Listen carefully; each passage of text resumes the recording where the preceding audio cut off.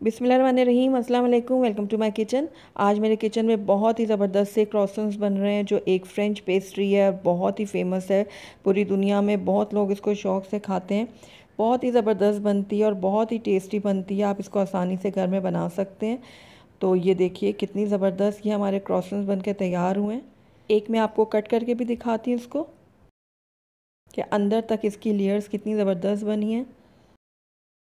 ऊपर से बहुत ही खस्ता है और अंदर तक ये देखिए कितनी ज़बरदस्त इसकी लेयर्स बनी है।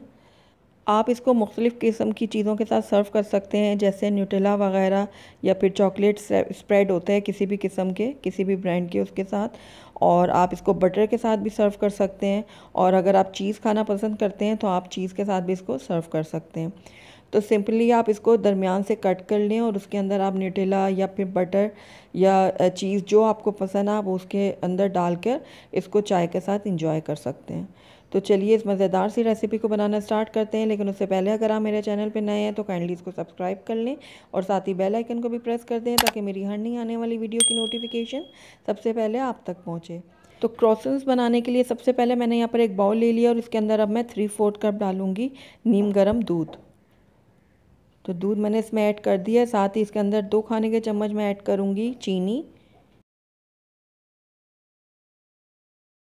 अब इसके अंदर मैं 2 चाय के चम्मच ऐड कर रही हूँ ईस्टर्न ईस्ट। ये ईज़िली मिल जाता है मार्केट से। अब इन तीनों चीज़ों को मैं अच्छे से मिक्स कर लूँगी।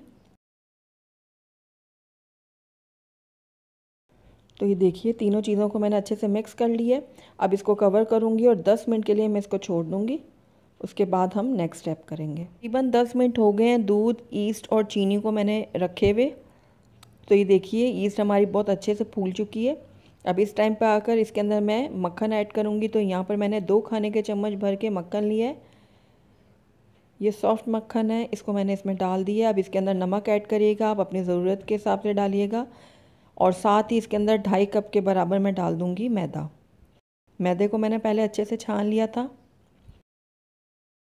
तो ये 2.5 कप मैंने इसमें मैदा डाल दिया। अब सारी चीज़ों को मैं अच्छे से मिक्स कर लूँगी। इसका अब एक नॉर्मल सा हम डो तैयार करेंगे, ना बहुत ज़्यादा हार्ड ना बहुत ज़्यादा सॉफ्ट, बस एक नॉर्मल सा डो तैयार होगा इसका।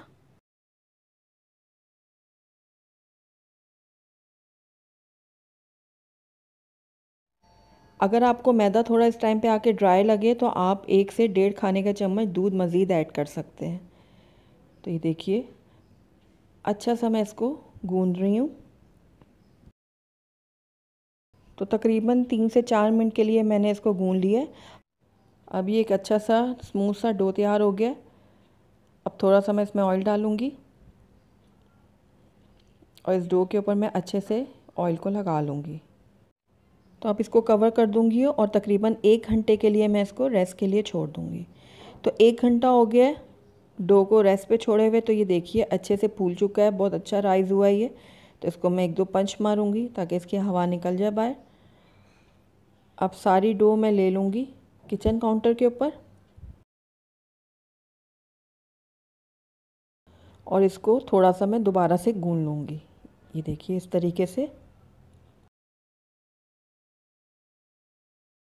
तो थोड़ा सा गूंदने के बाद इसको मैं थोड़ा सा इस तरीके से बड़ा सा पेड़ा तैयार करूँगी और इसको थोड़ा सा प्रेस कर दूँगी और फैला दूँगी इस तरीके से। उसके बाद इसके मैं इक्वल पार्ट कर लूँगी। तो इस डो के मैंने इक्वल पार्ट कर लिए हैं। अब इनके मैं पेड़े तैयार करूँगी। ये देखिए इस तरीके से छोटे छोटे से मैं पेड़े तैयार कर लूँगी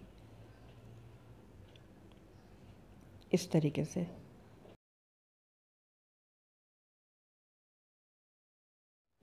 सारे पेड़े मैंने तैयार कर लिए हैं। अब किचन काउंटर के ऊपर मैं थोड़ा सा मैदा टर्स करूँगी। उसके बाद इस तरीके से मैं पेड़ा रखूँगी इसके ऊपर और इसको मैं पतला सा बेल लूँगी। ये देखिए इस तरीके से।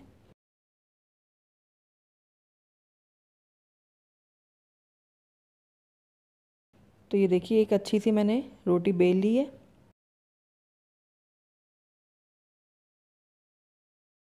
अब इसको मैं एक प्लेट में रखती जाऊँगी और ऊपर थोड़ा सा मैं मैदा डस्ट कर दूँगी और इसी तरीके से मैं बाकी की भी रोटियां तैयार कर लूँगी।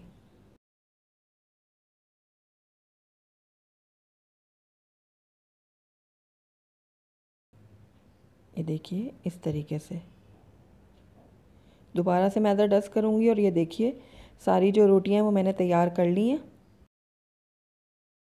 अब मैं एक रोटी लूँगी इस तरीके से, उसके ऊपर मैं बटर लगा लूँगी इस तरीके से।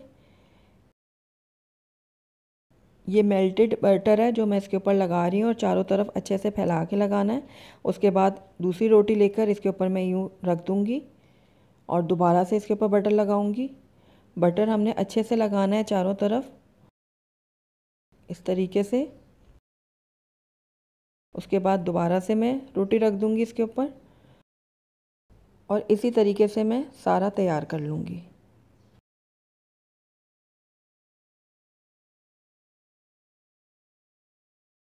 इस तरीके से। तो ये देखिए सारी रोटियों को मैंने अच्छे से इस तरीके से कर दिया, बटर लगा दिया। अब थोड़ा सा मैंने मैदा डस्ट किया है और उसके बाद इसको मैं बेल लूँगी।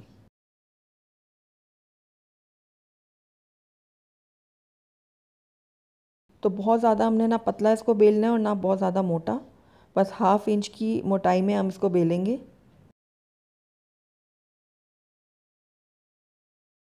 तो चारों तरफ से मैं अच्छे से इसको बेल रही हूँ।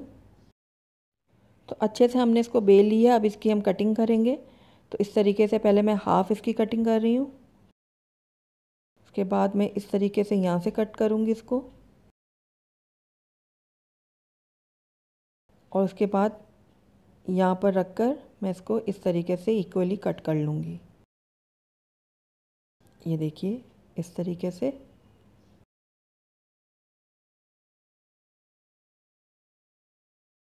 तो कटिंग हमने अच्छे से कर ली है। अब इसका एक पार्ट मैं ले लूँगी और उसके दरमियान में मैं एक कट लगाऊंगी इस तरीके से। उसके बाद दोनों हिस्से को पकड़ के मैं यूँ फोल्ड करती जाऊंगी।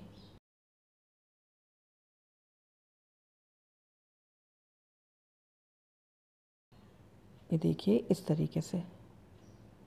तो इसी तरीके से मैं बाकी के भी तैयार कर लूँगी। तो ये सारे तैयार मैंने कर लिए हैं क्रोसन्स। तो यहाँ पर मैंने एक पैन ले लिया और इसको ग्रीस कर लूँगी मैं बटर के साथ। आप चाहें तो ऑयल या फिर घी के साथ भी इसको ग्रीस कर सकते हैं। तो मैं बटर के साथ इसको चारों तरफ अच्छे से ग्रीस कर लूँगी। ये देखिए इस तरीके से। अब सारे क्रोसन्स को मैं एक एक करके इसके ऊपर रखती जाऊँगी थोड़े थोड़े से फासले पर।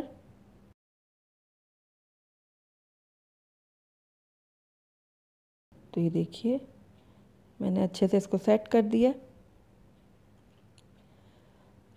अब तकरीबन 10 से 15 मिनट के लिए मैं इसको इसी तरीके से रेस्ट पे छोड़ दूँगी। तो तकरीबन 15 मिनट हो गए हैं क्रोसन्स को रेस्ट पे छोड़े हुए। अब इसके ऊपर मैं मिल्क लगा लूँगी इस तरीके से। आप चाहें तो एग भी लगा सकते हैं, ये आपकी चॉइस पर है।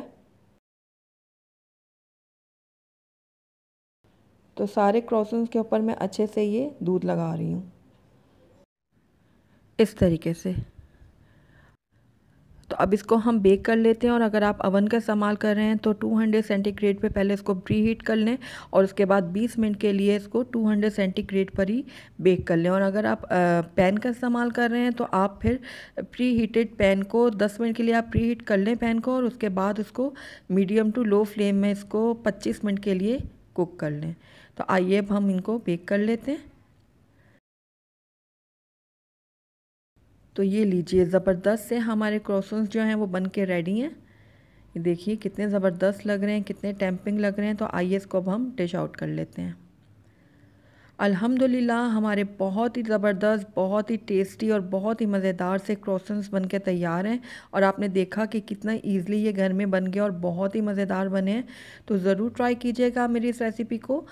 आप इनको न्यूटेला, बटर या फिर चीज़ के साथ सर्व कर सकते हैं। लेकिन अगर आप ये तीनों चीज़ें इस्तेमाल नहीं करना चाहते तो आप सिर्फ चाय के साथ भी इसको सर्व कर सकते हैं। बहुत ही टेस्टी और बहुत ही ज़बरदस्त सा ये ब्रेकफास्ट है।